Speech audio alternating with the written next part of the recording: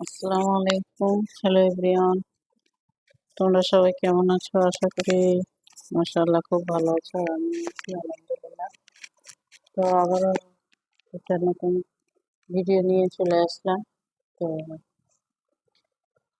আজকে বেশ দুটো আলু আর দুটো ডিম সিদ্ধ করতে দিয়ে দেবো। তারপরে আজকে বানাবো ঝাল ঝাল চপ, বানাবো ডিমের চপ। তো তোমরা দেখতে থাকো, সঙ্গে থাকো। হুম। তো এই চারটা জিনিস এখন সিদ্ধ করতে দিয়ে দিই, সিদ্ধ করে আবারও তোমাদের মাঝে আসছি। তোমরা সঙ্গে থাকো, তারপর কি কি করছি সবকিছু শেয়ার করছি। তো বন্ধুরা, এই যে ডিম দুটো আলাদা করে সিদ্ধ করতে দিয়েছি, আর আলু দুটো আলাদা দিয়েছি। তো দেখতে থাকো, সঙ্গে থাকো। তো এই গাইস, এই যে ডিম আলু রেডি হয়ে গেছে। তো হ্যাঁ, আর এরপরে এবার বেরেস্তা করার জন্য আর ঝাল ঝাল ঝাল ঝাল চপ হবে, তার জন্য যে শুকনো লঙ্কা আর এটা বেরেস্তা হবে। তো এবার বেরেস্তাটা করে নেব। কি গো, হাসছো কেন? আইজান, তো এবার আমি বেরেস্তাটা করবো।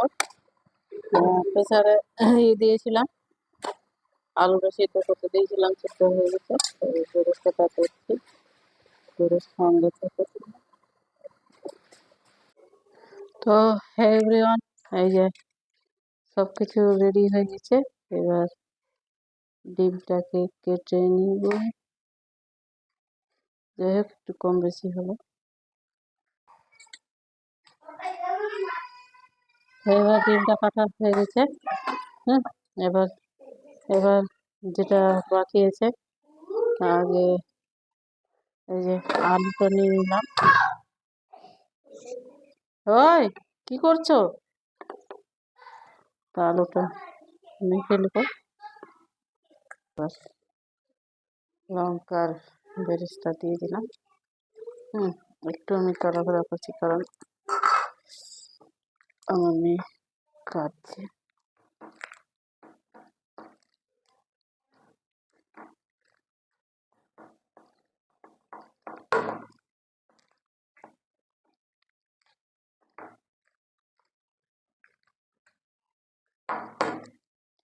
তো এবার এটা হয়ে গেল। এর মধ্যে দেব ম্যাগি মশলা।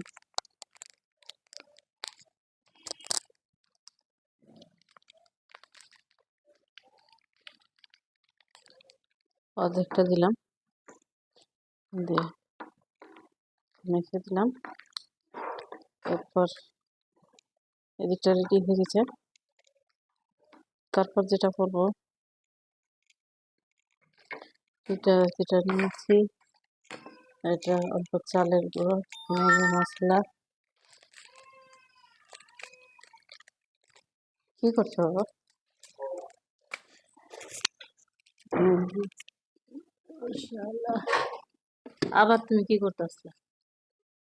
সর।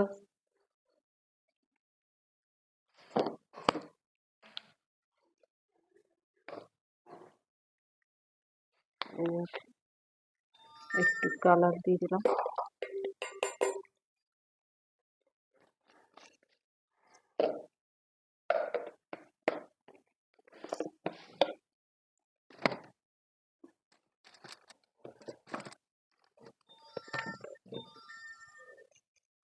তারপর লাস্টে যেটা দিব, এটা হচ্ছে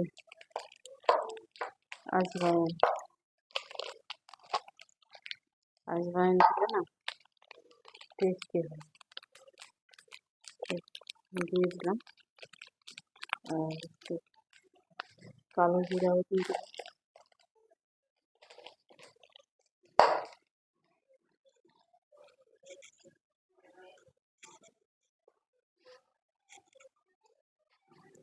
মেজান, দরজাটা লাগাও।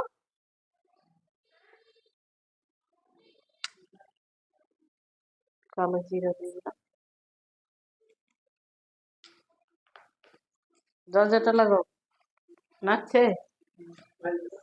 টেস্টি হবে।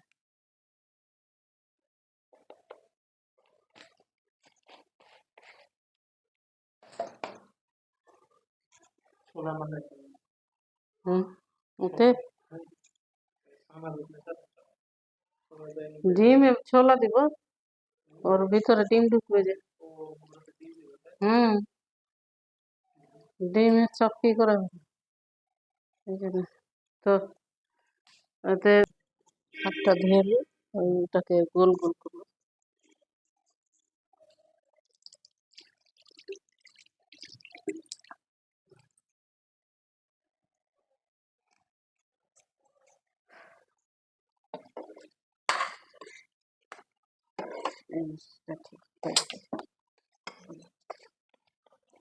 ঠিক সাদা তেল হাতে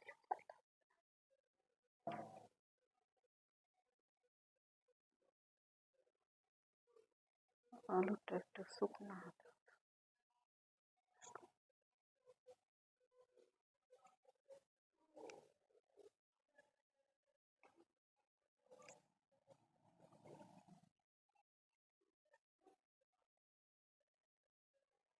না, এবার ওটা এটাতে ডুবাবো খালি।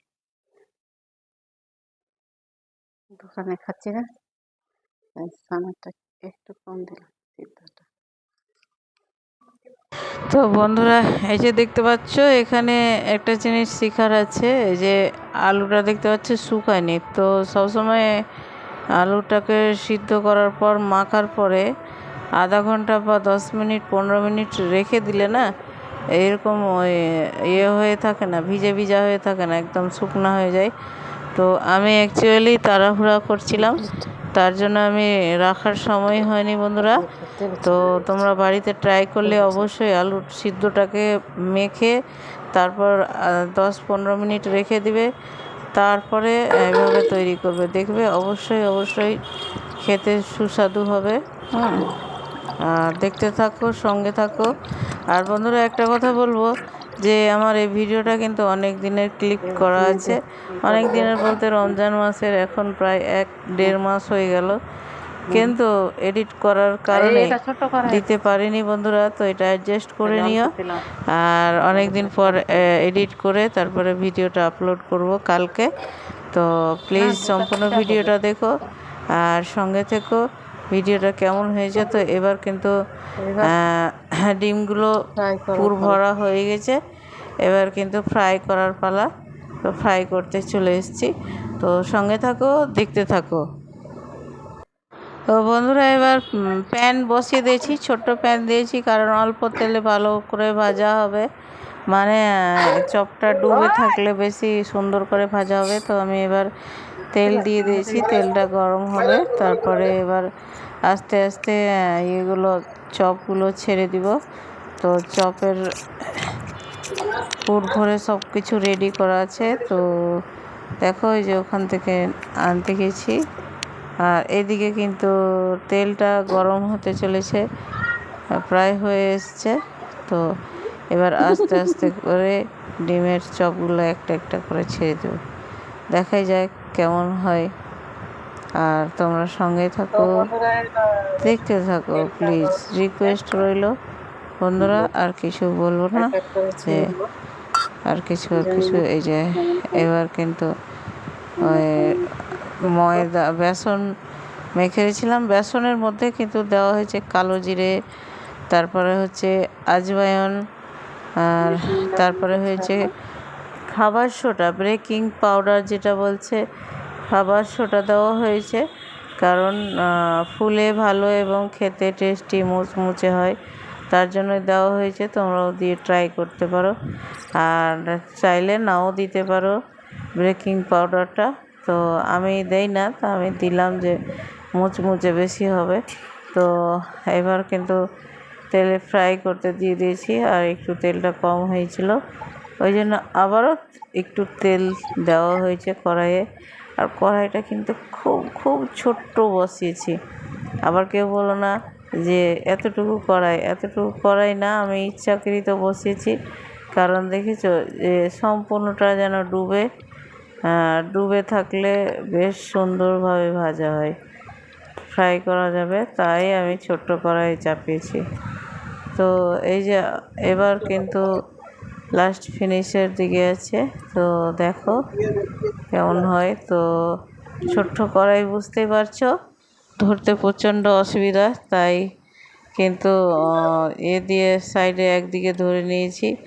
আর এই যে এবার ফ্রাই কমপ্লিট হয়ে গেছে, তো এবার উঠিয়ে নিয়ে এবার দেখো বন্ধুরা কেমন লোভনীয় খাবার হয়েছে।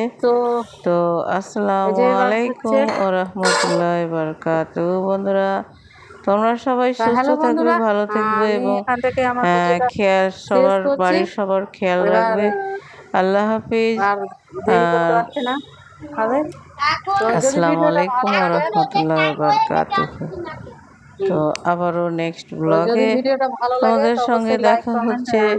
বন্ধুরা প্লিজ তোমরা ভালো থেকো আর আমার জন্য বেশি বেশি দোয়া করো যেন আমি খুব ভালো থাকি আর নিত্য নতুন ভিডিও তোমাদের কাছে পৌঁছাতে পারি, এটাই দোয়া করবে। আর আমি দোয়া করি যেন তোমরা সবাই ভালো থাকো, আমার ইউটিউব ফ্যামিলি বা নিজের ফ্যামিলি যত যা সবাই আছে সবাই ভালো